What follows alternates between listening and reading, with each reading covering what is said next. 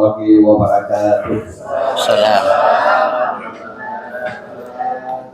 Alhamdulillahirabbil alamin wa ala zalimin. Asyhadu an la ilaha illallah wahdahu la syarika lah wa asyhadu anna Muhammadan abduhu wa rasuluh. Allahumma shalli wa sallim ala sayyidina Muhammad wa ala alihi wa ashabihi sadatil akhyar. Ya, kita hormati Ketua IPIM Kabupaten Maros, Alena Tomadebita, Kiai Haji Insinyur Said Batongbongi. Yang kita hormati Kepala Kantor Urusan Agama Kecamatan Bantimurun. Yang kita hormati Ketua IPARI Kabupaten Maros yang alhamdulillah bertugas di wilayah KUA Bantimurun. Yang kita hormati Ketua Majelis Ulama Indonesia Kecamatan Bantimurun, oleh Alena Tomalebita, Bapak Letrandes Abdul Latif Kuleh, yang alhamdulillah hingga saat ini umurnya sudah 83 tahun. Dan kita hormati para imam desa dan imam masjid, para pengurus masjid yang alhamdulillah menyempatkan waktunya untuk hadir pada kegiatan pada hari ini, yang insya Allah akan diadakan kegiatan pembinaan SDM kepada para imam masjid se-Kecamatan Bantimurun yang insya Allah dilaksanakan oleh IPIM. Dan baik, acara kita pada hari ini tentu diawali dengan pembukaan, untuk kemudian kita akan mendengarkan pembacaan ayat suci Al-Quran yang insyaallah diantarkan oleh Al-Ustaz Hamzah SAG, kemudian dilanjutkan dengan sambutan oleh Kepala Kantor Urusan Agama Kecamatan Bantimurun, kemudian sambutan kedua adalah oleh Ketua IPIM sekaligus membuka acara kita pada pagi hari ini, dan insyaallah akan dilaksanakan ya secara seksama. Baik, kita awali yang mengajak kepada kita semua untuk membuka acara pembinaan SDM para imam se-Kecamatan Bantimurun dengan mengajak kepada hadirin membaca basmalah. Bismillahirrahmanirrahim. Kemudian acara kedua pembacaan ayat suci Al-Quran yang diantarkan oleh Al-Ustaz Hamzah SPDI. Dengan hormat OSHI. Waalaikumsalam.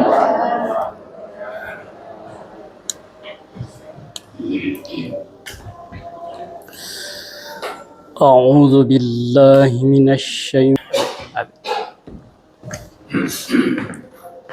Ya, ketika tadi pembacaan suci Al-Quran yang alhamdulillah diantarkan. Assalamualaikum warahmatullahi wabarakatuh. Alhamdulillahirabbil alamin. Wassalatu wassalamu ala asyrafil anbiya'i wal mursalin sayyidina Muhammadin wa ala alihi wa sahbihi ajmain, amma ba'd. Yang saya hormati dan sama-sama kita muliakan Bapak Ketua IPIM, Ittihad Persaudaraan Imam Masjid Kabupaten Maros, yang saya hormati dan sama-sama kita muliakan Bapak Ketua MUI Majelis Ulama Indonesia Kecamatan Bantimurun, yang alhamdulillah pada kesempatan ini juga hadir bersama kita. Yang saya hormati dan sama-sama kita muliakan para imam, pengurus masjid yang sempat hadir pada kesempatan ini, serta hadirin dan hadirat yang tidak sempat kami sebut satu persatu. Alhamdulillah, syukur kita panjatkan kehadirat Allah Subhanahu wa Ta'ala, karena rahmat dan inayahnya jualah sehingga pada kesempatan ini kita masih sempat hadir bertemu muka di tempat yang penuh berkah ini, tak lain dan tak bukan hanya untuk mencari ridha Allah Subhanahu wa taala. Amin. Salawat dan taslim tak lupa kita haturkan pada junjungan Nabi besar Muhammad sallallahu alaihi wasallam, Nabi sebagai rahmat lil alamin, rahmat bagi sekalian alam. Bapak-bapak, ibu-ibu hadirin dan hadirat yang sama-sama berbahagia, pada kesempatan ini kita akan melakukan kegiatan yang pertama, pembinaan SDM imam dan pengurus masjid. Ini sebenarnya memang kami sudah agendakan, tapi karena padatnya kegiatan terulur lagi sehingga pas kemarin beberapa hari yang lalu IPIM juga ternyata akan berkegiatan di tempat kita. Akhirnya jadilah hari ini kita kolaborasi bagaimana kegiatan IPIM dan kegiatan KUA bisa bersinergi dengan baik. Alhamdulillah akhir ini kita bisa laksanakan. Ini terkait dengan pembinaan. Kalau kita bicara SDM, sumber daya manusia, saya kira imam-imam kita di sini sudah tangguh semua. Hanya mungkin memang mungkin kita perlu bertukar pikiran antara satu dengan yang lainnya, sehingga wadahnya mungkin tidak sekedar memberikan materi bagi kita semua, tapi setidaknya ada ajang untuk bertukar pikiran bagaimana pengelolaan masjid antara yang satu dengan yang lainnya. Ketika kita berbicara tentang masjid, kan setidaknya ada 3 hal yang kita akan bahas. Pertama itu aspek idarah. Idarah itu terkait dengan manajemen masjid. Bagaimana cara kita mengelola masjid. Untuk mengelola masjid, setidaknya kita tahu dulu berapa. Ini kita harus memulai mungkin dari data. Berapa jamaah masjid kita. Sehingga kalau ada masjid yang berdekatan dengan masjid yang lain, itu tidak saling tumpang tindih. Saya tidak jadi Jumat, Pak. Kenapa? Karena berdiri masjid baru, jamaah masjid saya berkurang, tidak cukup 40 orang. Jadi ini memang mungkin dulu kita perlu melakukan pendataan internal terkait dengan masjid kita masing-masing supaya kita bisa menentukan apa yang kita ingin lakukan ke depannya. Ini kalau kita berbicara tentang manajemennya. Pertanyaannya, sudah adakah masjid yang tahu jamaahnya? Ya? Paling kalau ditanya berapa jamaah, saya bilang kalau maghrib ada 20 Pak, kalau Jumat ada 100, paling begitu. Jadi ini mungkin kalau kita ingin memanage memang masjid secara profesional, minimal dulu jamaahnya, jamaah tetapnya berapa yang aktif dan berapa aktifnya di Jumat, berapa di maghrib. Lihat adalah jamaah sholat. Artinya jamaah sholat itu bisa berganti-ganti, apalagi kalau masjidnya pinggir jalan. Mungkin hanya orang singgah, ya jadi fluktuasinya berubah-berubah, kadang banyak jamaahnya, kadang kurang. Jadi setelah masjidnya kita tahu sampai di mana wilayah sebenarnya, jadi supaya tidak ada tumpang tindih. Ini juga kelola dengan baik, insya Allah akan lebih terarah lagi. Dari situlah kemudian kita bisa memang menentukan program. Kalau kita mau yang paling susah biasa itu masjid. Kita olah ini terkait dengan jalan-jalan di Jogokarian. Cara hitungannya katanya seperti ini. Kalau misalnya dalam jamaah itu 100 KK, sementara kebutuhan listrik, air dan lain-lain sebagainya, kebutuhan misalnya 2 juta per bulan. sudah termasuk itu termasuk khatibnya, imamnya dan lain-lain sebagainya, berarti kalau kebutuhan 2 juta per bulan, 2 juta ini dibagi 200 KK. Misalnya kalau didapat anggaplah 50.000 per KK. Ini 50.000 ini per KK setiap bulannya. Bagaimana cara bayarnya? Hanya kita mensosialisasikan bahwa rata-ratanya kita mengeluarkan uang untuk masjid kita misalnya 50.000 per KK. Ini sudah jamaahnya mandiri. Bagaimana kalau ada orang dalam 1 bulan menyumbang 100.000, berarti kita sudah membiayai 1 dari jamaah kita, 1 keluarga. Jadi kalau orang bilang saya 500 misalnya per anu, berarti banyak yang kita biayai dalam ini subsidi silang. Mungkin ada yang rajin ke masjid tapi tadi secara finansial tidak cukup. Yang dilakukan masjid-masjid yang pengelolaannya bagus seperti itu. Jadi sehingga sekarang kalau Jogokarian itu dia masjidnya berusaha saldonya 0 rupiah. Kalau kita saldo sudah 0, berusaha ada pemasukan. Kalau di sana orang sudah berusaha bagaimana ini setiap pengumuman saldonya 0. Kalau kita kan bagus didengar kalau saldo 100 juta, saldo 200 juta. Artinya apa? Kalau banyak yang kalau uang yang kita dapatkan dari masyarakat kita belanjakan secepatnya, itu lebih mempengaruhi lagi untuk orang menyumbang. Bagaimana orang mau menyumbang misalnya? Diumumkan saldo 250 juta. Nah bilang orang, apa yang mau disumbang? Nah banyak uang. Coba begitu ada 100 juta, bangun apa yang mau dibangun, kembali lagi diumumkan saldonya 0.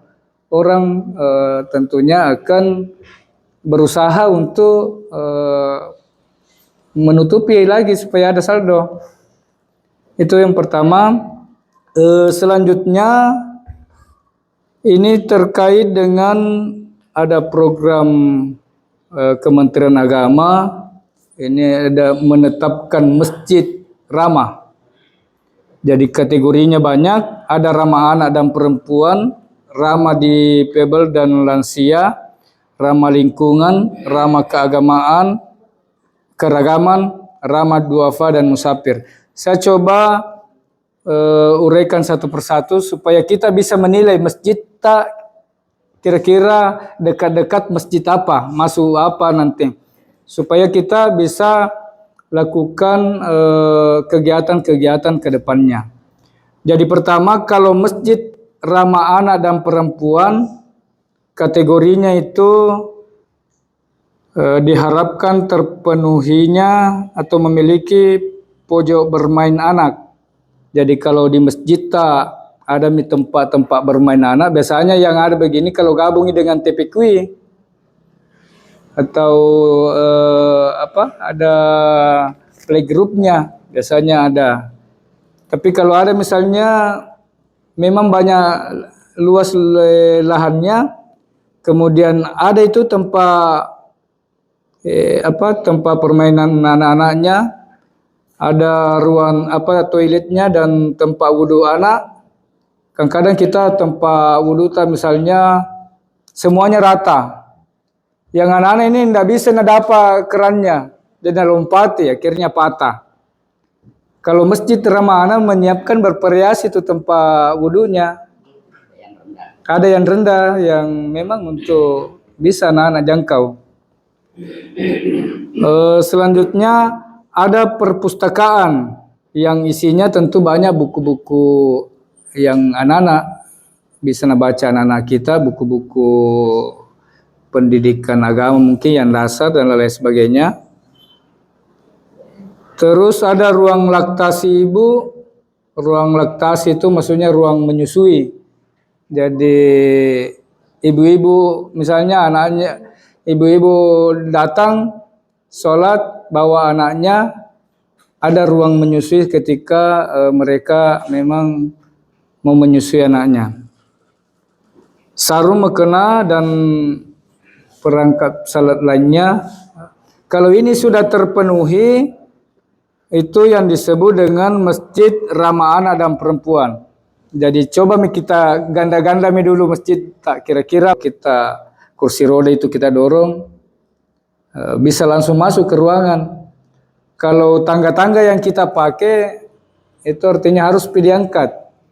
Itu persyaratannya masjid ramah difabel dan lansia. Misalnya di sekitar kita ada warga yang tunanetra, tidak bisa melihat, ada Al-Quran Braille-nya. Al-Quran Braille itu khusus yang tunanetra, diraba saja, bukan dilihat. Tapi kalau misalnya tidak ada berarti ini item ini ditidakkan untuk Al-Quran Braille. Selanjutnya ini masjid ramah berbagai macam mazhab di situ atau berbagai macam karakter cara kita beribadah. Tidak ditutup, misalnya ini hanya masjid Muhammadiyah, yang lain dilarang masuk. Ini hanya masjid NU, yang lain dilarang masuk. Tidak. Jadi masjid keragaman itu setidaknya menyiapkan beberapa alternatif memang. Misalnya kalau di dusun kita banyak warga Muhammadiyah, banyak juga yang berbasis NU atau ada Wahdah dan lain sebagainya. Disiapkan fasilitasnya. Mungkin kalau yang masjidnya mayoritas Muhammadiyah misalnya tidak dipakai untuk tarwih di awal, nanti tengah malam misalnya, mungkin bisa dimanfaatkan oleh jamaah lain sebelumnya. Atau mungkin masjid yang lain misalnya dipakai tarwih. Nah, sudah tarwih, nah kunci supaya tidak dipakai lagi salat lail. Jadi ini yang kita juga cari masjid yang ramah keragaman. Artinya kita beragam penduduknya, beragam jamaahnya, tapi tidak pernah saling mengklaim. Jadi ini harapan kita. Kalau ada itu, kita coba masukkan juga apa-apa yang dilakukan di masjid itu. Misalnya mungkin malam Seninnya pengajiannya dari organisasi lain, malam Selasanya lain lagi, tapi tidak pernah bentrok. Selanjutnya ada ramah duafa dan musafir. Jadi terutama mungkin ini yang pinggir-pinggir jalan. Kategori yang diharapkan itu memiliki ruang BMT masjid, kemudian ada ruang P3K-nya, di situ ada misalnya obat-obatnya, siapa tahu ada pengunjung, ada misalnya musafir, sakit-sakit kepala, nah jauh dari apotek, begitu masuk di situ, nah oh ini ada kota obatnya, dia cari-cari, oh ternyata ada obat ya sakit kepala yang cocok dengan dia, itu fungsinya. Kemudian ramah musafir itu juga ada ruangannya, misalnya bisa ditempati istirahat. Lebih bagus kalau ada tersedia jumbonya di situ, ada teh kopi, siapa saja boleh tindis, siapa saja boleh isi. Atau ada tempatnya, kalau kayak di Pertamina Mandai itu ada tempat tanunya memang tempat kue, siapa saja boleh ambil dan siapa saja boleh mengisi di situ. Artinya tempat saja disiapkan, masyarakat yang ngisi, masyarakat yang ambil. Nanti dibahas secara berkelanjutan atau lebih lengkapnya lagi oleh Bapak narasumber kita. Lebih dan kurangnya mohon dimaafkan. Wassalamualaikum warahmatullahi wabarakatuh. Pada kesempatan ini kita telah membuka acara pembinaan SD Iman dan pengurus masjid Ya, insya Allah kita akan mendengarkan juga, memberikan kesempatan untuk kiranya dapat memberikan sambutan pada kegiatan pembinaan SDM Iman dan Pengurus Masjid Kecamatan Batiworo. Yang hormat kepada yang kami persilakan. Bismillahirrahmanirrahim. Assalamualaikum warahmatullahi wabarakatuh. Alhamdulillah wa syukurillah, salatu wassalamu ala rasulillah, wa la hawla wa la quwata illa billah. Yang saya hormati Ketua IPIM Ikatan Persaudaraan Imam Kabupaten Maros beserta seluruh jajarannya. Pak Bupati bilang begitu banyak organisasi yang sekarang bermunculan, ada IPIM, ada IPI, mudah-mudahan tidak ada UPIN karena ada juga resikonya kalau terlalu banyak organisasi. Kemudian yang saya hormati Pak KUH, ya, terima kasih atas sarana yang sudah dan juga tentu para imam, ya, pengurus masjid, ya, saya kira juga saya ucapkan terima kasih tentunya atas kehadiran pada kesempatan ini, ya. Bapak Ibu para imam khususnya, pertama-tama saya ingin menyampaikan, ya, atas nama tentunya pemerintah daerah, karena pasti kita berkaitan semuanya, ya. Jadi pemerintah daerah saat ini itu punya visi bagaimana mewujudkan masyarakat Maros yang religius, ya, samping sejahtera religius tetapi juga berdaya saing. Ya. Yang kita garis bawahi itu adalah religiusnya, ya. Dan itu tidak mudah, ya, tidak seperti mengatakan lalu kemudian kita bisa mewujudkan dengan mudah, ya, karena itu banyak hal yang berkaitan di dalamnya. Nah, sehingga dengan demikian seluruh stakeholder itu, seluruh pelaku, seluruh pekerja keagamaan, nah, itu perlu terlibat di dalamnya, ya.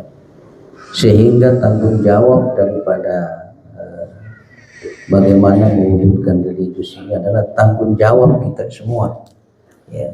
Tanggung jawab para imam, tanggung jawab pengurus masjid, mubalik, ya, ketua IPIM, pengurusnya seluruhnya, KUA, Kemena, ya, tokoh agama, tokoh pemuda, semuanya itu adalah menjadi penanggung jawab, ya, umum, ya, penanggung jawab khusus, ya, tentu ketua IPIM, ya, karena dia bergerak di bidang pembinaan, ya, persaudaraan daripada para imam. Ya. Pemerintah daerah dalam hal ini di dalam mewujudkan visi mewujudkan religius itu tentu ada langkah-langkah yang harus diambil, ya.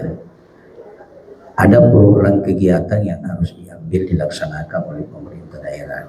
Tetapi sekali lagi pemerintah daerah tidak akan bisa mewujudkan itu tanpa kehadiran kita semua.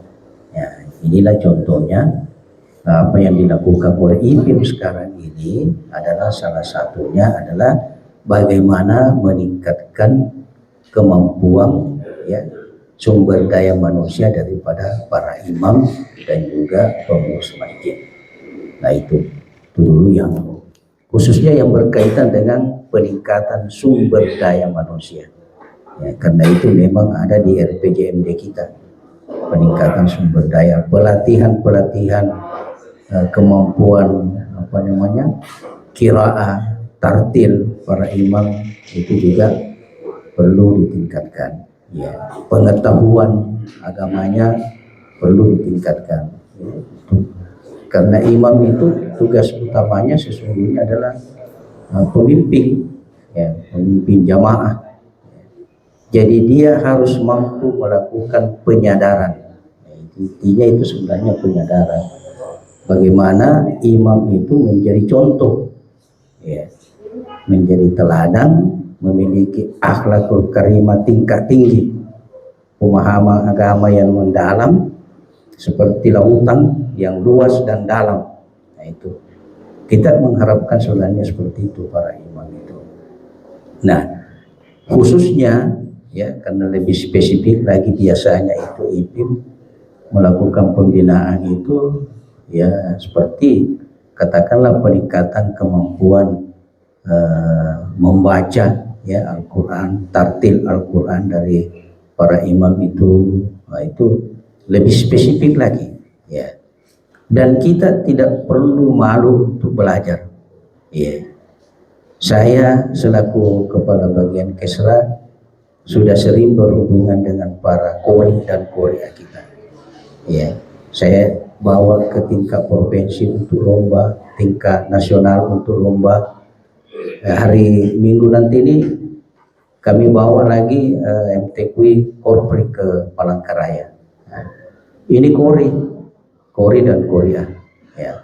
Itu ternyata para Kori dan Korea apa ya, walaupun dia seorang Korea, dia tidak pernah merasa sempurna ya. Selalu merasa ada yang lebih baik lagi di atasnya ya.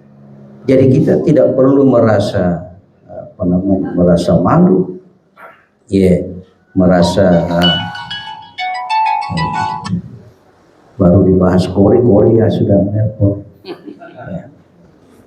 Jadi kita tidak perlu merasa malu, tidak perlu merasa kurang, apalagi kalau gurunya lebih muda daripada yang mau diajar. Nah, itu kadang-kadang muncul seperti itu. Kita tidak perlu merasa seperti itu, karena meningkatkan kemampuan itu tidak ada batas ya. Karena tidak ada orang yang merasa lebih hebat, lebih tinggi, karena kita perlu meningkatkan kemampuan baca kita ini, khususnya para imam ya. Namun tidak berarti bahwa lalu kemudian kemampuan kita itu dianggap rendah. Tidak seperti itu juga. Hanya kita diharapkan untuk bisa meningkatkan kemampuan itu ya. Kita dididik ya, bukan untuk menjadi, jangan salah ya di dalam penyebutan itu ya, itu satu. Nah, disinilah peran daripada pemerintah dengan seluruh semua itu, bagaimana meningkatkan kemampuan, utamanya sumber daya ya, sumber daya manusia itu ya, kemampuan bacaannya, kemampuan para imam, utamanya akhlak ya. Sebab imam itu kan contoh ya, contoh di tengah-tengah masyarakat. Jadi seorang imam harus mampu memberikan penyadaran kepada jamaahnya, bukan hanya memimpin salat ya. Dulu tidak langsung pulang, biasa dia masih tinggal di masjid, masih kasih wejangan, kasih nasihat kepada jamaah. Kalau 2 orang ya 2 orang, kalau 3 orang ya 3 orang, kalau 1 orang ya 1 orang. Dia tidak henti-henti memberikan wejangan, memberi nasihat kepada jamaahnya ya. Nah, seperti itulah seorang imam ya, harus dia mampu memberikan pemahaman. Peningkatan sumber daya manusia ini satu yang perlu kita kembangkan ya, untuk para imam itu ya, supaya juga tentu di samping bacaannya yang semakin meningkat, kemudian pemahaman ilmunya juga semakin bertambah ya, supaya bisa melakukan penyadaran di tengah masyarakat itu. Karena seorang imam itu harus mampu mengangkat pengetahuan, mampu mengangkat kesadaran, mampu mengangkat merangsang daripada kemampuan spiritualitas jamaahnya itu ya, harus mampu ya. Jangan sampai makmumnya lebih tinggi ilmunya daripada imamnya. Nah, itu ya. Jadi saya katakan di sini bahwa perlunya untuk senantiasa kita belajar ya, dan mempelajari peningkatan kemampuan kapasitas diri kita ini sebagai seorang imam ini, ya, dalam RPJMD kita itu dikatakan bahwa pencapaian religi itu salah satu indikatornya adalah bertambahnya jamaah, ya, bertambahnya masyarakat atau orang yang terlibat di dalam kegiatan keagamaan seperti kegiatan hari-hari besar Islam. Ya. Mempertahankan kegiatan hari-hari besar Islam saja di masjid itu sudah syukur itu, ya, kalau bisa mempertahankan. Nah, sekarang Maulid sudah jadi polemik. Ada yang bilang kitab Maulid, ada yang bilang tidak usah Maulid. Nah, itu saja sudah hal-hal kecil seperti saja sudah polemik. Ya. Nah, yang melaksanakan ya silahkan melaksanakan, kalau bisa dipertahankan, kalau perlu ditingkatkan. Ya, jangan sampai dilaksanakan tahun berikutnya dihentikan. Nah, itu tidak tidak sesuai dengan pencapaian religius kita. Yang standar saja, Pak, standar. Bagaimana dia menggerakkan roda, ya, pelaksanaan jamaah itu, ya, di dalamnya itu ya tentu para imam, ya, harus bisa menggerakkan. Nah, sekarang juga, ya, bukan hanya di pemerintahan, Pak, pengelolaan masjid juga terkait dengan apa yang disampaikan tadi oleh Pak KUA, ya. Sekarang kita di pemerintahan itu untuk kegiatan yang menggunakan dana itu SPG-nya, sistemnya sekarang ribet, Pak, sangat rumit. Nah, diharapkan di masjid juga seperti itu.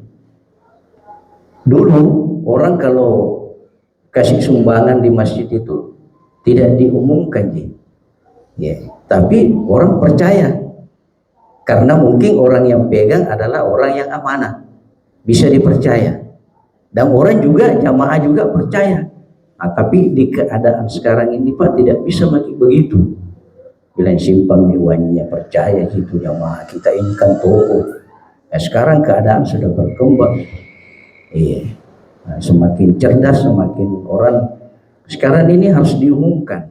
Ya, makanya di masjid-masjid sekarang itu diumumkanlah setiap hari Jumat pemasukan Jumat ini sekian, pengeluaran sekian, ya, saldo sekian. Itu juga oleh pemeriksa, kalau di pemerintahan itu dianggap belum cukup kalau diumumkan, ya, harus ditulis. Dan mana tanda buktinya kalau pengeluarannya itu katakanlah 1 juta, mana kwitansinya? Ya. Nah, lebih parah lagi, dulu ada pemeriksa di Maros itu, di inspektorat, kalau kita kasih tahu ini pengeluaran Pak, kwitansinya 1 juta, katakanlah beli cat misalnya. Nah, itu pemeriksa pergi tanya itu toko di sana, ya, betul ini pernah datang beli di sini harga 1 juta ini. Nah, itu wah rumitnya itu kalau begitu, Pak. Dia nanti percaya ke komponen pemasukan sambil kita merasa banyak yang kritik jamaah itu, Pak, tidak tahu ada musuh dalam selimut. Sekarang tidak susah orang percaya, Pak. Jamaah bilang ustaz itu percaya. Sama aja ustaz itu dengan jamaah sekarang, Pak. Sama semua aja sifatnya. Ya. Mau maaf ini Pak Ustadz ini, ya, sama bisa-bisa itu jamaah biasa tapi lebih amanah, lebih dipercaya daripada siapa yang angkat ke Ustadz. Saya tanya ke siapa yang angkat ke Ustadz, ya, nah Tuhan itu yang kasih ke jabatan. Ini Tom itu si jelo-jelo ke daerah Ustadz. Ya, kalau Tuhan yang kasih, itu orang amanah itu. Dulu kalau ada orang mau diangkat pemimpin, ya, dan Pemda siap mendukung, ya, tidak lama lagi mudah-mudahan pada sambutan terakhir yang insyaallah diadakan oleh Ketua IPIN Kabupaten Maros sekaligus membuka acaranya. Yang hormat kepada Bismillahirrahmanirrahim. Assalamualaikum warahmatullahi wabarakatuh.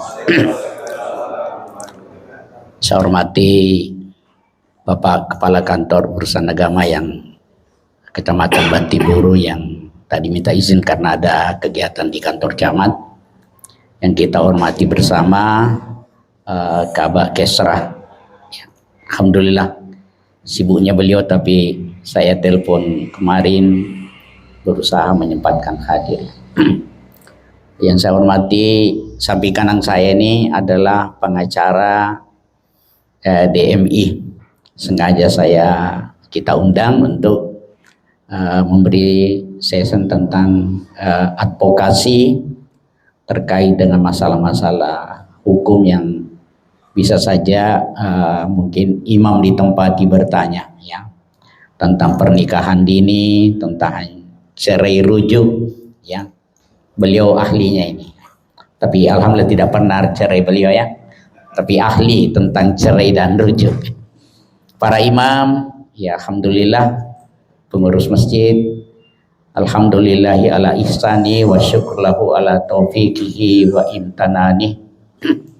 Asyhadu an la ilaha illallah wahdahu la syarikalah wa asyhadu anna Muhammadan abduhu wa rasul. Allahumma salli ala sayyidina wa safiina wa habibina wa maulana Muhammadin sallallahu alaihi wasallam wa ala alihi wa sahbihi man walah.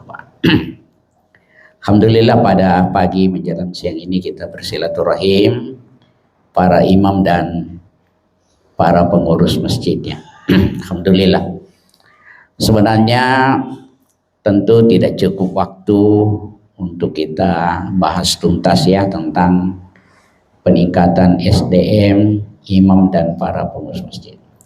Tapi paling tidak menjadi stimulan bagi kita. Yang pertama, saya ingin menyampaikan agar ada kesadaran bahwa bapak-bapak, saudara sekalian, memiliki makanah, kedudukan penting dalam masyarakat.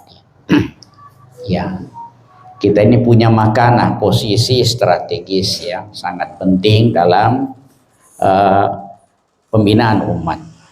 Yang orang Arab mengatakan anasirut tagir fi asasil ummah. Kita adalah merupakan unsur penting dalam perubahan, dalam pembinaan, tatbiqus syar'iyyah, dalam menegakkan syariat, menegakkan Islam di tengah-tengah masyarakat. Imam dan para pengurus masjid. Jadi kita ini harus berbesar hati, jangan menganggap bahwa jabatan tugasnya bapak-bapak itu enteng, ya. Walaupun mungkin ya dari sisi ya penghargaan keduniaan belum seperti intensifnya imam, ya, belum sama dengan intensifnya kepala dusun, ya.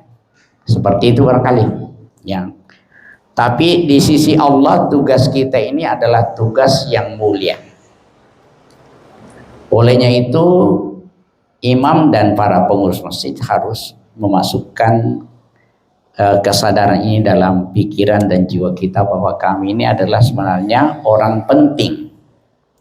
Ya, walaupun mungkin orang belum menganggap kita penting, tetapi peranan kita sangat penting. Ya, kenapa? Karena kita ini adalah qiyadah, imam.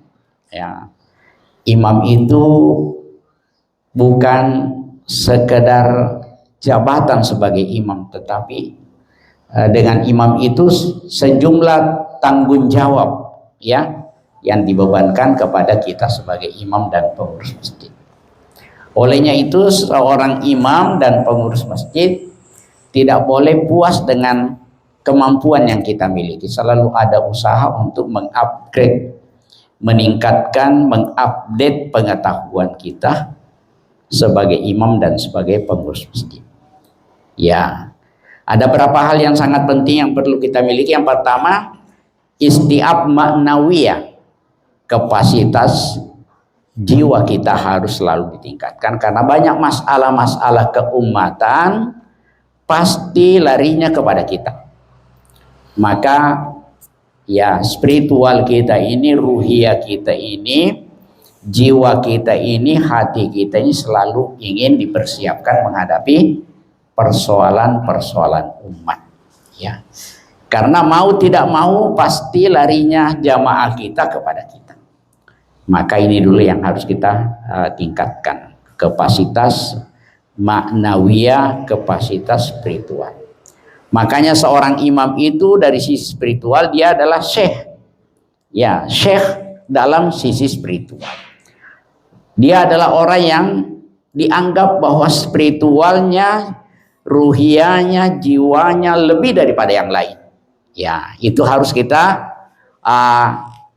miliki kesadarannya. Sehingga dari hari ke hari ada peningkatan spiritual, memperbaiki zikir, kedekatan dengan Allah Subhanahu wa taala. Maka seorang imam itu boleh percaya diri tapi harus berserah diri kepada Allah. Percaya diri boleh tapi berserah diri harus, ya. Ya, karena menyerahkan diri kepada Allah itulah seorang imam itu dekat, harus berusaha dekat dengan Allah Subhanahu wa taala dengan ritual-ritual spiritualnya berupa zikir al-masyah, ya, zikir sore, zikir petang, zikir pagi harus, ya, sebagai seorang imam. Ya. Yang kedua, istiaf nadhari, kapasitas pengetahuan harus ditambah. Pengetahuan dasar tentang fikih, fikih sholat, bahkan fikih-fikih yang lain harus, karena kalau orang imam pasti ada ditanya tentang bagaimana cerai, bagaimana orang yang mau rujuk, bagaimana membagi waris, maka otomatis seorang imam itu harus menjadi pembelajar, menjadi penuntut ilmu terus menerus. Ya, inilah seorang imam itu, ya, hendaknya memiliki kapasitas nazari, pengetahuan, ilmu pengetahuan, baik terkait dengan qiraah, lebih-lebih terkait pengetahuan tentang fikih sholat, karena pasti akan mendapatkan pertanyaan dari jamaah tentang bagaimana masbuk yang benar, bagaimana tohara yang benar, bagaimana istinjah yang benar. Maka otomatis dibutuhkan pengetahuan terkait dengan itu, ya. Ya, tentu juga diharapkan karena dia adalah imam, dia adalah qiyadah, menjadi al-uswah al-hasanah di masyarakat, maka pengetahuan tentang dasar-dasar akhlak mazmumah dan mahmudah itu harus kita pahami dengan baik, ya, tentang bagaimana seorang imam di tengah-tengah masyarakat, ya. Ya, contoh misalnya, Pak, saya pernah khatib Jumat satu masjid, ya. Waktu itu dia punya ketentuan bahwa imamnya sendiri yang menjadi imam, alhamdulillah boleh saja memang seperti itu, walaupun disunnahkan sebaiknya imam khatib dia juga imam, tapi alhamdulillah kalau memang dibolehkan dalam fikih. Tapi yang saya sayangkan bahwa imamnya itu pimpin sholat Jumat dalam keadaan pakai baju celengan pendek. Ya, dalam mazhab Syafi'i itu dianggap celah kalau imam pakai lengan pendek, kelihatan sikunya, itu, ya, kelihatan siku itu tidak dianggap batal, tetapi dianggap ada celahnya kalau imam, terutama sholat Jumat, imamnya pakai baju lengan pendek, ya. Bacanya tidak terlalu ini, lumayan standar lah bacanya, tapi itu yang saya koreksi, bajunya, pakaiannya imamnya itu lengan pendek, kelihatan sikunya, ya. Nah, padahal mestinya dia harus pahami bahwa imam, terutama imam sholat Jumat, mestinya pakaiannya itu lebih makarama daripada ini hari Jumat, ya, hari Jumat, ya, hari yang terbaik pada satu pekan itu, ya, Sayyidul Ayyam, ya, panglimanya, penghulunya hari-hari, ya, yang harus mendapatkan takzim, penghormatan, pemuliaan. Semua orang muslim harus memuliakan hari Jumat. Nah, makanya kalau di hari Jumat itu kita dianjurkan huzu zinatakum inda kulli masjid. Pakailah pakaian yang terbagus, bukan termahal, yang bagus hari itu. Kalau perlu pakai wangi-wangian, tidak perlu wangi-wangian yang mahal. Kalau tidak ada biar minyak kayu putih mau, yang penting berbau, toh. Ya, sebagai takzim, penghormatan kepada hari Jumat, ya. Nah, harus ada seperti itu, ya. Tentu ini pengetahuan dasar sudah kita pahami, tapi selalu kita ingatkan agar imam itu, karena sedikit saja celahnya imam itu besar menurut jamaah, ya menurut jamaah. Makanya harus fikih-fikih dasar itu kita buka-buka kembali, ya fikih-fikih dasar, ya bukalah fikih-fikih yang sudah diterjemahkan, ya alhamdulillah seperti itu. Ya, demikian juga pengurus masjid ya seperti itu juga tentu harus menjadi cermin ya dalam jamaahnya, ya dalam jamaahnya. Nah, termasuk tertib administrasi, ya seperti yang dikatakan tadi Pak Kabah, ya sekarang ini ya tidak boleh orang mengatakan dipercaya aja, tidak. Karena kalau orang diaudit bukan hatinya diaudit, faktualnya, catatannya yang diaudit. Tidak percaya itu yang mengaudit. Kalau bilang kandala kakuwale, ya tapi mana bukunya? Ya, tidak cukup dengan kandala. Faktualnya itu yang diperhitungkan, ya. Nah, ini perlu juga kita perhatikan, ya. Perhatikan, ya. Ya, termasuk IPIM ini bertanggung jawab mengkomunikasikan dengan pemimpin pejabat nanti tentang ya intensifnya imam-imam, karena masih memprihatinkan. Saya selalu kasih tahu Pak Bupati, kalau intensifnya bermasalah maka tidak insentif itu. Ya, intensif baru bagus kalau insentifnya bagus. Ya, jadi insentif mempengaruhi intensif.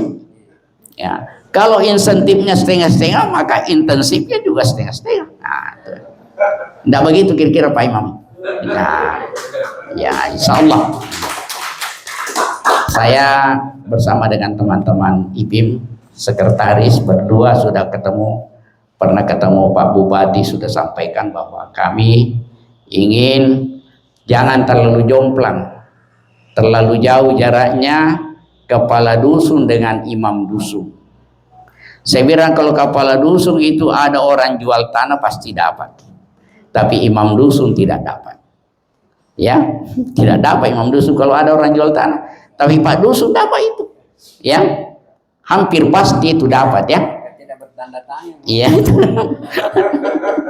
Nah, ini perjuangan kami, doakan mudah-mudahan siapapun nanti menjadi bupati, ya. Apalagi kalau lanjut ya tentu lebih mudah kita tagih, ya. Jadi mari kita bertugas dulu, ya. Bertugas dulu, lapor kepada Allah, ya Allah, saya sudah bertanggung jawab tentang tugas kami, maka Allah akan turun tangan. Itu pasti itu insya Allah. Jangan ragukan Allah Subhanahu wa ta'ala. Tugasnya bapak-bapak sangat mulia. Imam. Saya katakan tugasnya imam itu lebih jelas karena minimal 5 kali dia di masjid. Dan ini juga kelebihan bapak-bapak ini, pengurus masjid dan imam masjid, selalu hadir di rumahnya Allah. Orang yang selalu berada di rumah Allah bukan orang sembarangan. Rumah jabatan saja tidak sembarang orang injak rumah jabatan. Pasti larang ke satpolnya. Tapi orang yang rajin di rumah Allah pasti orang mulia. Ya, salah satu suratnya sebelum saya persilakan. Salah satu suratnya ya Al-Farizi, ya sahabat mulia kepada Abu Darda. Beliau berkata, ya akhi, ya wahai saudaraku, ya pergilah ke masjid, ya, dan pahtamah dan bersungguh-sungguh berada di masjid. Karena sami'tu Rasulullah sallallahu alaihi wasallam, saya mendengar Rasulullah bersabda, ya, al masjidu baitun likulli taqiyin. Masjid itu rumahnya orang-orang yang bertakwa. Ya, jadi bapak-bapak ini paling rajin berziarah, menjadi tamunya Allah. Dan usahakan lama-lama, kata Al-Farizi. Ya, jangan terlalu tergesa-gesa kalau ke masjid. Kita ini biasa kalau ke mall pergi pagi, Jam 12 masih ada di sana. Ya, berputar lantai 1, naik lagi lantai 2, lantai 3 di Grand Mall. Tidak terasa. Pikul di masjid sampai sholat sunnah pun biasa kita langsung pergi. Tidak baca 33 kali subhanallah. Karena tergesa-gesa. Si pada kau mapelle orina dari kau di masjid. Tapi kau mall Pak macakit metode mall ya. Masih kita seimapak kau tahu.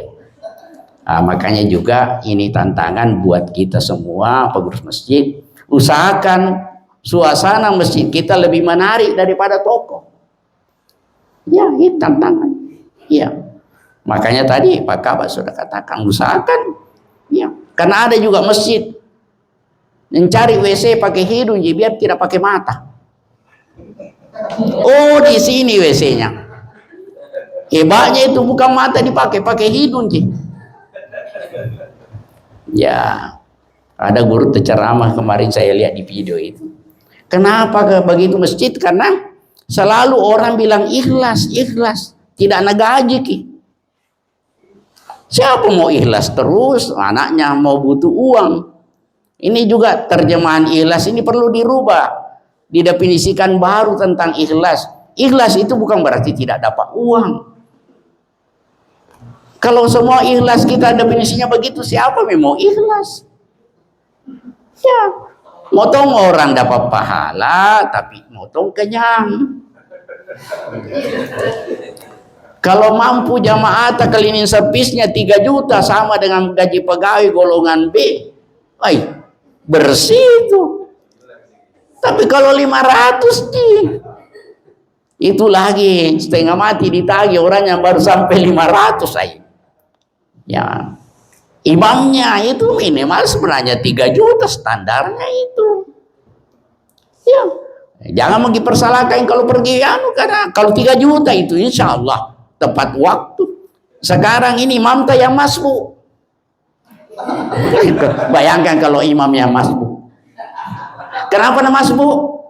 Cari dulu uang.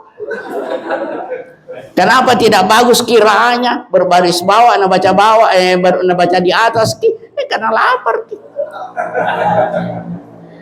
Tidak bagus naunya orang kalau lapar. Pasti itu ya berbaris bawah, mestinya di berbaris atas. Atau sebaliknya karena lapar. Ya. Dan si lolongan nahunan sobat maluku. Ini tanggung jawab. Makanya kita juga tuntut ya pemimpin kita nanti perhatikan imam. Makanya saya bilang, Pak Bupati jangan terlalu sibuk saja hanya menghubungkan jembatan atau desa ke kota, tetapi menghubungkan masyarakat dengan Allah itu harus penting.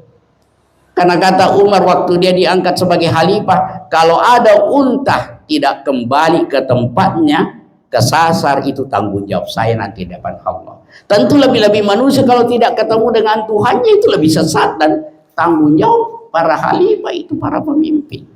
Makanya tidak gampang jadi pemimpin itu sebenarnya. Ya, seorang sekarang berlomba-lomba menjadi pemimpin. Kata Rasulullah, menjadi penyesalan itu kalau salah-salah. Ya, karena pemimpin itu bukan takzim tapi taklif, beban, bukan penghormatan tapi beban. Saya kira ini mudah-mudahan bapak-bapak ya hari ini memahami, semakin sadar bahwa di pundak bapak-bapak ini amanah yang luar biasa.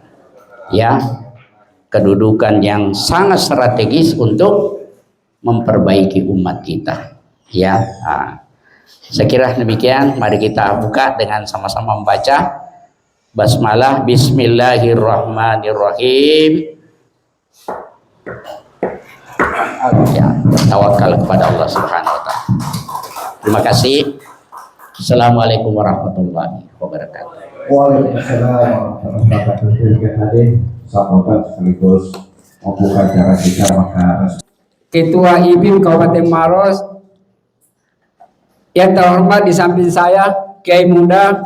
Sebetulnya kalau saya bersama beliau antara materi tentu banyak hal terkait dengan isu-isu hukum Ya, bagaimana dengan komunikasi? Terima kasih. Bismillahirrahmanirrahim. Assalamualaikum warahmatullahi wabarakatuh. Waalaikumsalam. Langsung saja apa yang saya ingin pertanyakan masih kadang biasa seperti kabur kalau ada yang bertanya. Ya sebagaimana tadi yang disampaikan oleh pemateri bahwa itu yang biasa kadang muncul masalah pembagian warisan bahwa saya ini laki-laki ya sehingga dia mempertahankan mungkin karena merasa dia yang karena memang ada sejarah-sejarah dari orang tua bahwa bukan itu mega bagi anak. Nah, itu. Jadi saya yang saya ingin pertanyakan, apakah ini berlaku misalnya andai kata ada kejadian atau ada yang bertanya bagaimana pembagian warisan, karena misalnya ada laki-laki ada perempuan, apakah ini masih diberlakukan seperti itu ataukah memang ada presentasinya di dalam pembagian supaya terjadi keadilan? Ya. Saya kira untuk sementara itu Pak. Ya, kedua Pak Kama, ya silakan.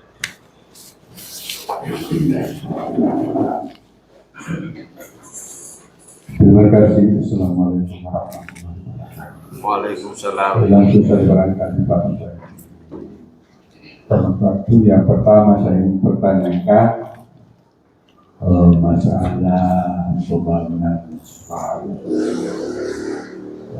Barangkali mengusul apakah keterlibatan pemerintah seperti desa, kampung. Kenapa saya katakan begitu? Karena dalam satu kampung sekarang saya teringat pesannya desa. Dia bilang begini, kaki matu sekitar atau bahas masih itu kalah itu pesan desa. Saya sekarang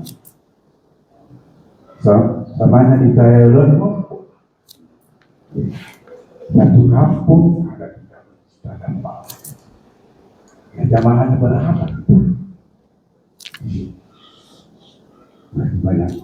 Ada juga dasar itu jamaahnya di dalam masjid tuan pemenur. Jadi maksud saya begini, apakah pemerintah desa, kepala desa atau kepala atau bangsa, apakah tidak perlu orang desa sudah membangun? Banyak itu masjid buat ya satu mahal masjid buat kemana pun masjid buat jadi cek jamaah biasa juga begini biasa juga saya begini baru cek dia lalu tuh cek itu yang lagi sini aku masih pertama yang kedua saya ingin usulkan dan sudah pernah saya sampaikan di hadapan bupati waktu pertemuan di kantor ini mengenai honornya imam dusun desa. Tadi Paus seperti sudah sampaikan melalui kesempatan ini saya mohon lewat mungkin organisasi Bapak kita Pak Kamal sampaikan nanti di Pak Bupati karena iman dusun saya biasa terima sama saya makin dari mari loh nasem malah masih salah nah honornya kepala dusun ini iman dusunnya adalah ada nasib salah. Jadi berkata kepada dusun perintah, sedangkan iman dusun berlaku sepuh. Berlaku iman dusun iman desa berlaku cuma 350.000 per bulan. Katanya dengan iman dusun apa itu Pak? Saturan muncul berbeda. Pada kondisi iman dusun katanya di bawah itu dia iman waktu. Jadi iman dusun loh kan masih si mata kita si tahu. Ada lagi katanya kalau orang banget, iman dusun masa orang di kampung. Katanya seandainya begitu ada 2 juta ke 1 juta jelas. Yang sekarang seolah-olah katanya agama ini sudah diperhatikan. Oh, pahami, itu pahami manusia susah. Saya kira barangkali juga di sana Ya, lanjut pada ketiga Pak Said.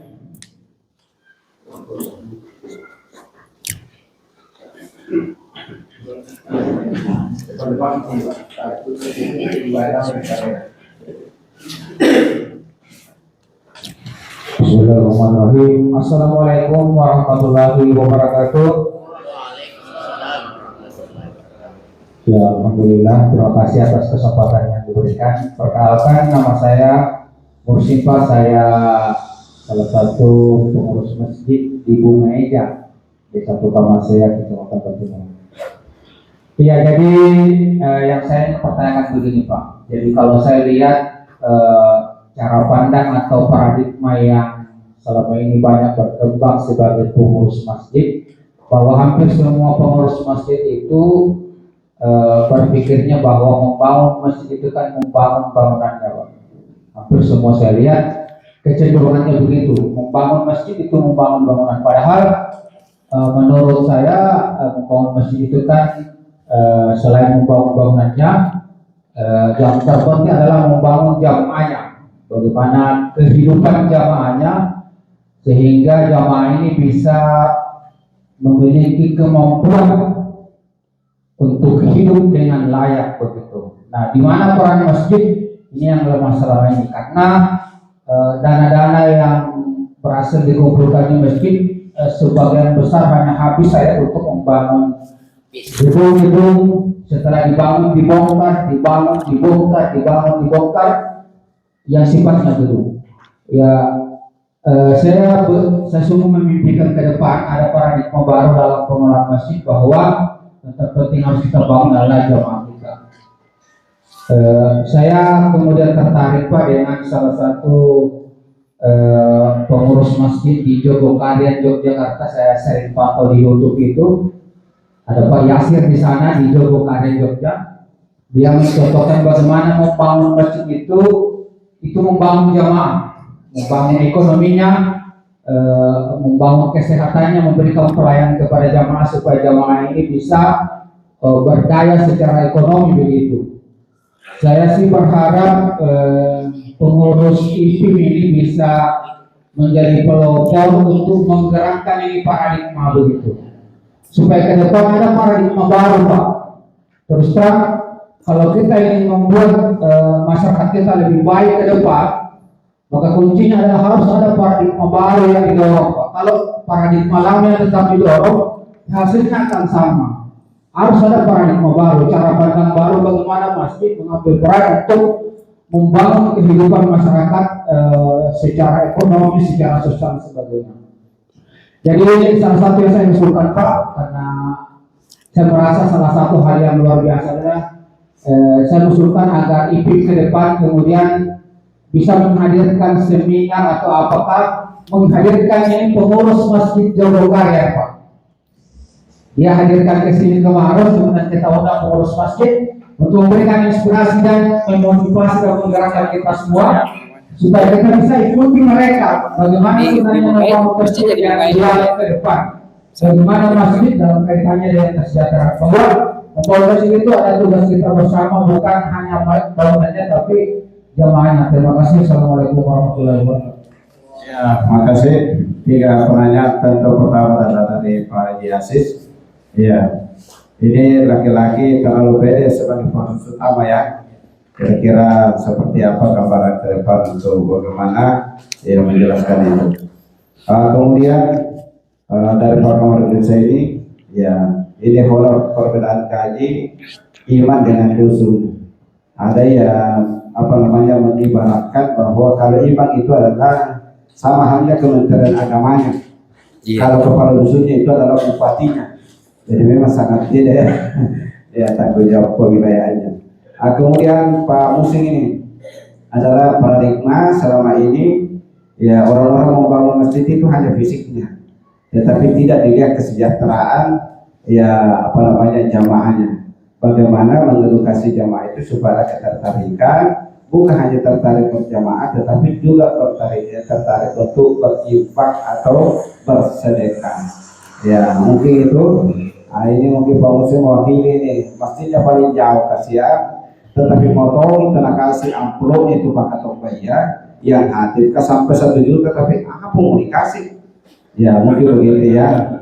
Nah ini masjidnya dari sini nih Pak Kabak, ya kurang lebih 4 kilo ya, 5 kilo ya dari sini ya sampai ke daerah apa lagi namanya Doli ya, yang wisata itu Doli ya sebelum Doli mungkin sudah masuk dalam wilayah Doli.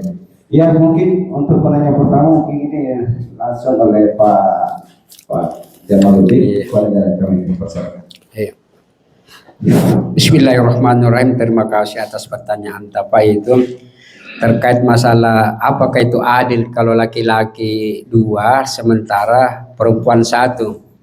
Dan menurut kita dalam pandangan kita atau pemikiran kita adil tidak?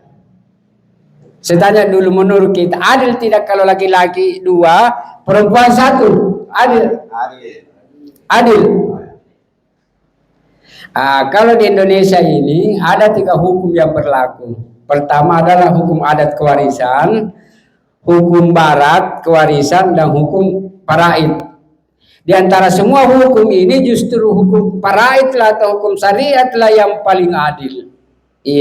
Dalam pemikiran kita bahwa 1 banding 2 berarti tidak adil. Laki-laki 1, perempuan setengah. Jadi kita kasih logika supaya kita bisa pahami. Kalau kita melamar perempuannya pakai mahar, anggaplah saya laki-laki 2, perempuan 1. 2 untuk saya pakai melamar 1 dijadikan mahar.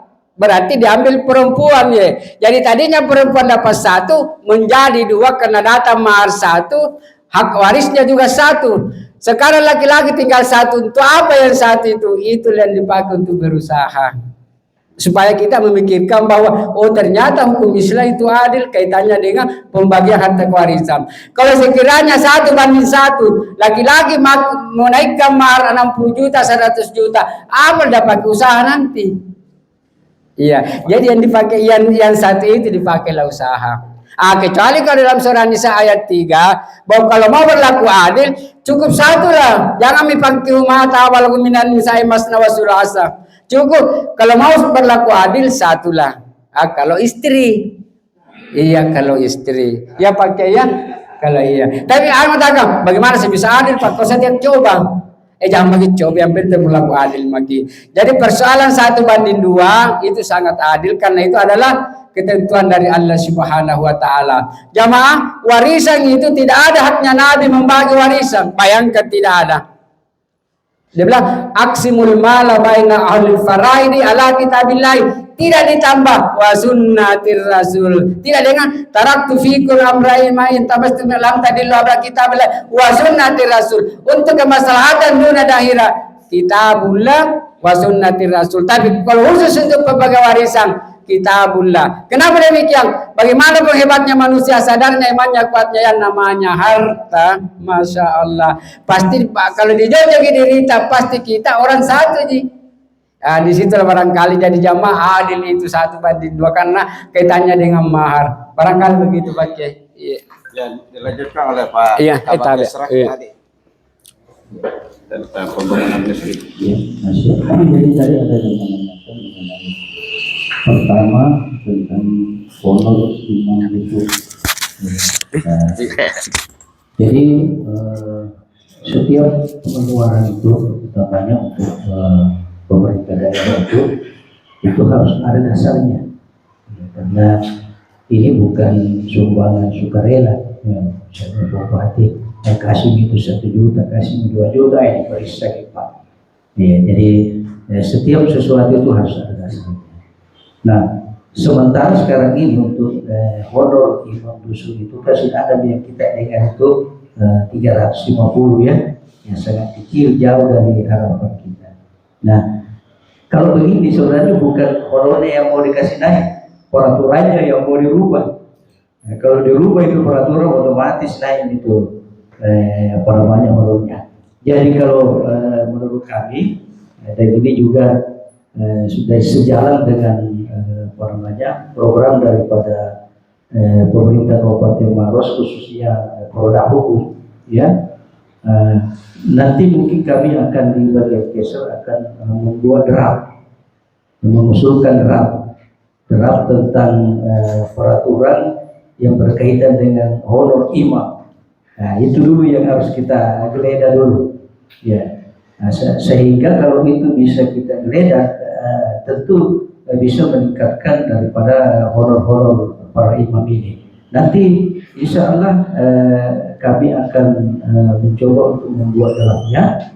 Namun sebelumnya itu disetujui, ya, nanti kami akan mengundang dulu, mungkin mengundang Bapak, mengundang Ketua EPIM, Dewan Masjid, ya, untuk kita geledah dulu, uji publik dulu terhadap isi nanti yang produk hukum itu, apakah sudah sesuai dengan kebutuhan kita, berapa besar yang mestinya layak itu nanti kita diskusikan, kemudian kita ajukan untuk menjadi suatu peraturan bupati sebagai dasarnya. Ya, saya kira itu yang pertanyaan yang sangat bagus, saya kira itu, dan perlu kita tindak lanjuti, ya, terkait dengan itu. Nah, kemudian yang menyangkut masalah IMB masjid itu, teorinya itu begini, Pak. Semakin kurang masjid, semakin banyak jamaah. Semakin banyak masjid, semakin kurang jamaah. Yang mana kita pilih? Itu teorinya. Ya. Artinya kalau kita larang ke bangun masjid, kan jamaah juga ini biasa yang protes, Pak, di pemerintah ini larang-larang orang beribadah. Ya. Dilarang, kita diprotes, tidak dilarang, malah muncul lagi.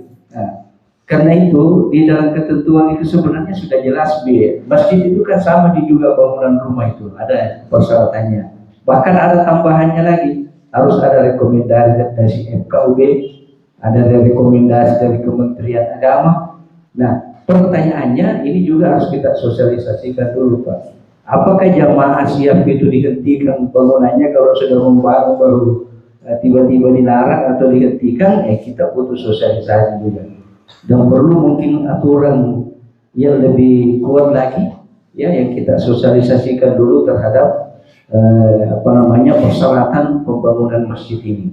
Saya kira kita harus duduk bersama dengan Dewan Masjid, IPIM barangkali, untuk bagaimana mensosialisasikan peraturan yang ada dulu.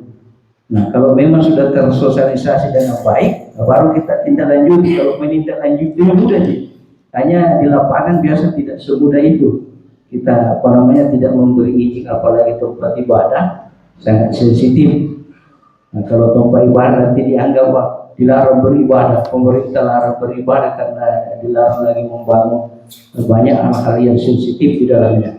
Nah, sehingga dengan demikian kalau ini kita mau wujudkan, mari kita duduk bersama dulu, aturan dasarnya dulu yang kita mau geledah dulu. Ya, insya Allah nanti juga kita akan lihat dulu aturannya ini. Nanti kita undang Dewan Masjid, mungkin dari IPIM juga, untuk membahas bagaimana menindak. Yang penting didukung oleh jamaah sendiri. Ya, kalau memang ini kita mau tegakkannya, mari kita saling mendukung, saling membantu. Jangan sampai ada nanti yang mau bangun, bahaya ini mau dilarang kita mau bangun masjid ini. Tapi kalau kita sudah sepakat satu bahasa dengan majelis ulama, dengan Kemenak, dengan Dewan Masjid, dengan IPIM semua, saya kira dituangkan dalam suatu aturan, saya kira bisa saja kita lakukan itu dengan berbagai konsekuensinya tentunya. Ya, saya kira itu barangkali ya pertanyaannya yang ini. Ada dua saja, itu saya kasih, Pak. Baik, ya, ada berapa saya tanggapi. Yang pertama tentang itu tadi, membangun masjid, ya. Mesti ada analisa kebutuhan apa masjid itu dibutuhkan. Ini terkadang masjid tiba-tiba karena ada penyandang dananya, langsung saja tiba-tiba ini muncul tanpa mempertimbangkan bagaimana kalau sekiranya masjid lama diperbaiki sarananya, ya, karena jamaahnya itu toji. Ya, ini yang menjadi kata Pak Kabah. Terkadang kita mau dan tidak mengikuti perencanaan yang baik. Ditambah dengan mungkin pemerintah setempat juga masa bodoh, tidak mau memberi saran. Ya, anu baik jika tanya. Nah ini memang masalahnya kalau anu baik tidak bilang, tapi perlu dibutuhkan. Sehingga di sini sedikit, di sana sedikit. Nah ini juga perlu barangkali ke depannya tentunya. Yang kedua tentang paradigma, memang perlu itu barangkali diperbaiki paradigma membangun masjid. Ya, karena sesungguhnya masjid itu harus memberi dampak yang banyak kepada sekitar masjid itu. Multiplayer effect, bukan hanya makmur jamaahnya, tetapi ya juga dimakmurkan jamaahnya. Bukan hanya mesti dimakmurkan, juga mesti bertanggung jawab memakmurkan jamaah dalam arti luas, mensejahterakan jamaahnya, sehingga pengurus masjid itu mesti juga memiliki kemampuan entrepreneur, ada usaha bagaimana kas masjid itu ya dikembalikan kepada jamaah dalam bentuk program kerja, dalam bentuk pemberdayaan. Ya kami dulu pernah coba waktu saya Basnas, ya masjid itu, UPZ masjid itu harus juga memberdayakan sehingga masjidnya juga berfungsi sebagai lembaga ekonomi yang bisa mensejahterakan jamaahnya. Betapa mirisnya itu perasaan diumumkan saldonya ratusan juta, di pinggir masjid ada yang kelaparan. Ya, setiap Jumat saldo masjid 157 juta. Nah, ada orang di situ sudah 2 malam tidak makan. Wah, apa itu kas masjid itu? Makanya pengurus masjid juga harus ya berpikir seperti yang dikatakan, sudah harus paradigma baru. Bahwa masjid itu pusat peradaban, pusat ekonomi, pusat pemberdayaan. Sehingga orang tidak hanya datang sholat. Karena kalau dia jadi makmum tapi lapar, aminnya tidak bagus. Ya mungkin dia bilang angin, karena dia masuk angin. Ya, mestinya dia bilang amin, tapi dia bilang angin. Kenapa? Lapar. Ya, nah ini mestinya masjid itu dikelola dengan baik, modern, ya akuntabel, ya keuangannya akuntabel, tetapi tidak hanya menyimpang uang. Tapi uangnya, kasnya itu multiplier efek, memberi efek yang banyak kepada jamaahnya. Ya, jamaah tadinya mungkin situ tidak ada usahanya, bisa dipinjamkan modal dari kas masjid dan itu sah, boleh. Dan semua masa membolehkan itu uang masjid untuk dipakai oleh jamaahnya berusaha untuk meningkatkan taraf hidupnya, supaya aminnya jelas, amin, lari setan. Tapi kalau lapar, angin. Ini angin Cina bilang karena. Nah ini perlu kita, dan ada sekretaris DMI di sini. Mungkin DMI nanti mengundang itu pengurus yang bisa menjadi contoh ya. Apa? Masih apa? Joko Karya. Larangan-larangan kita masih banyak larangan. Dilarang tidur, dilarang izin, dilarang. Tidak ada yang datang. Kayak terlalu banyak larangannya. Dilarang tidur, dilarang minum, dilarang beol ya. Ada masjid hanya kayak gereja, hanya beda hari. Gereja itu hari Ahad terbuka, ada masjid nanti Jumat terbuka.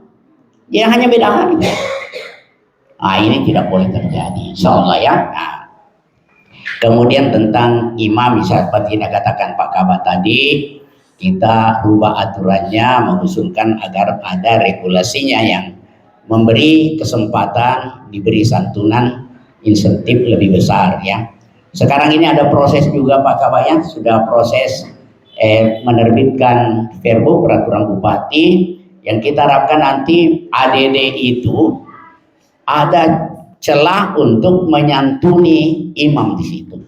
Ya, itu kita usulkan, peraturan bupatinya masih ada sekarang, sisa 1 langkah FGD. Ya, itu insya Allah. Karena bilang Pak Desa, kalau ada aturannya saya bisa kasih imam desa. Tapi kalau tidak aturannya nanti masuk penjara Ki. Ya dia yang dapat, kita yang masuk penjara. Nah, itu yang sementara kita usulkan, usahakan ya supaya regulasinya ada, memungkinkan ADD setiap desa itu bisa kasihan itu ya, walaupun mungkin tidak banyak tapi sudah bisa menambah income-nya pendapatnya para imam desa. Saya kira ini dulu insya Allah. Jadi nanti usulannya Bapak itu nanti sekretaris DMI sudah mencatat kapan kita rapatkan DMI, ya DMI yang akan mengundang itu ya datangkan agar pengurus masjid ini berubah mindsetnya, jangan cuma mengumpul uang dan mengumumkan uang, ya seolah-olah pengurus masjid cuma itu kerjanya, mengumpulkan uang dan mengumumkan uang. Ya mungkin perlu diberi keterampilan entrepreneur bagaimana masjidnya itu menjadi pusat perekonomian juga, ya pusat memperhatikan duafa, ya seperti itu. Saya kira cukup. Salam. Assalamualaikum warahmatullahi wabarakatuh. Harus masih menyampaikan ini di masyarakat, ya. Nah, seperti tadi terjadi itu Urabiya Surwana Penampan Makwan. Jadi bagaimana caranya kalau sudah di orang datang ke kita apa diperbaiki, kalau tidak jujur, ya. Karena terserah masih ada imam baca Fatihah ada anak onta di dalam, ya. Ya bilang kenapa ada Fatihah ada anak ontanya? Anak ada anak onta alaihi. Caranya tidak pernah mau jujur talaki bacaannya, harus talaki, harus kita kalau mau diperbaiki bacaan face to face dengan guru. Saya mengaji terus sama Ustaz Samsudin Cajo karena sibuk, saya rekam videokan tilawah saya kirimin beliau bilang, oh ini yang salah Ustaz, bagus kedengaran suaranya tapi posisi mulut lagi kurang bagus, kebetulan di bagus itu kalau begitu. Ternyata posisi mulut juga menentukan. Jadi perlu kita berhadapan dengan guru. Saya kemarin dikirimi lagi postingan satu surat. Oh Satori rumah kesih Pak Yatomi Mangkalinya. Ternyata karena salah. Ya itu bagusnya kita belajar dan harus jujur. Nah kalau imam tidak mau dibenarkan bacaannya Satori jujur. Ya maliu-liu bacaan tapi saleh terpunah, ya malenggo-lenggo cuma saleh terpunah. Ya kemarin itu di laut saja kasih lihat di laut, ya toh jadi kantang tak jadi toh, ya an'am toh alaih an'am toh, ya nah tanya jadi tohnya jadi tak balik-balik.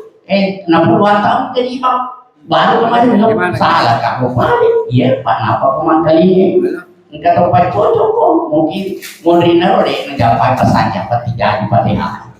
Ya itulah pentingnya hadir ya, mau dikoreksi ya dikoreksi.